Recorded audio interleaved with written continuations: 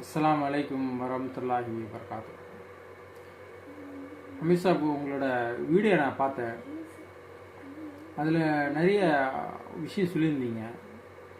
அந்த விஷயத்தில் எனக்கு அடிப்படையான ஒரு விஷயம் எனக்கு என்னன்னு தெரிஞ்சுக்கணும் அப்படின்னா, யாரெல்லாம் விஜய்க்கு சப்போர்ட் பண்ணுறாங்களோ அவங்களாம் ஒரு மாதிரி வேசி மாதிரி பேசியிருக்கீங்க.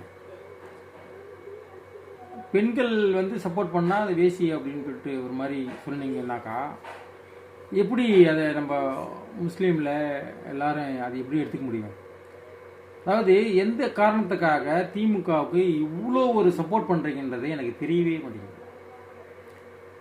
ஒரு காலத்தில், ஒரு காலம் இல்லை, இப்போ நடந்த கொஞ்சம் வருஷத்துக்கு முன்னே நம்ம மோடி குஜராத்தில் பெண்களை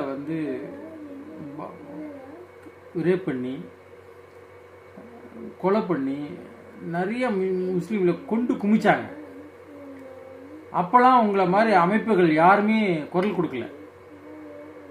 எந்த அமைப்பும் அதை பற்றி பேசவும் இல்லை. நிஜாமுதீனில் மர்கஸ்லையும் அதை பற்றி பேசலை. அன்னைக்கே நம்ம எதிர்ப்பு தெரிவிச்சிருந்தோம் அப்படின்னாக்கா, அவங்க இன்னைக்கு பிஎம்மாக மோடி இருந்திருக்க முடியாது. ஆனால் அன்றைக்கி எல்லாருமே சைலண்டாக இருந்தாங்க. இந்தியாவே சைலண்டாக இருந்துச்சு, வேடிக்கை பார்த்துச்சு. யாரோ தானே, பக்கத்துக்காக தானே, எங்கேயோ நடக்குது, நம்மளுக்கு என்ன கடந்து போனீங்க.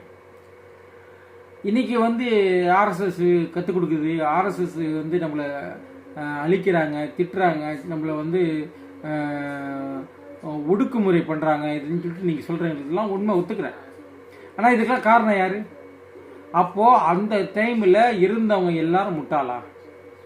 அப்போ அந்த டைமில் எல்லாரும் இதை பற்றி தீனை பற்றி பேசுகிறவங்க எல்லாம் கண்டுக்காமல் இருந்தது தப்பா இல்லையா? சரி, அதெல்லாம் இருக்கட்டும். நீங்கள் அதை செஞ்சிட்டீங்க, கடந்து போச்சு, காலம் கடந்து போச்சு, அதனால் நம்ம அதை பற்றி பேசுறது வேஸ்ட்டுன்னு நீங்கள் நினைக்கலாம். இப்போ ஜஸ்ட் நவ் திமுகவுக்கு சப்போர்ட் பண்ணி பேட்டரி டிவியில் ஒரு பேட்டி கொடுத்துருந்தீங்க. அதில் உண்மையான மூமினாக இருந்தாக்கா நீங்கள் திமுகவுக்கு சப்போர்ட் பண்ணணுன்னு பேசியிருக்கீங்க. நான் உங்கள்கிட்ட கேட்குறேன், திரு கருணாநிதி ஒரு நல்ல மனுஷனா? எத்தனை கல்யாணம் பண்ணிருக்கிறார், எத்தனை பெண்களை கற்பழிச்சிருக்கிறார்? இது யாராச்சும் லிஸ்ட்டு உங்களுக்கு தெரியுமா? நான் தரேன் உங்களுக்கு.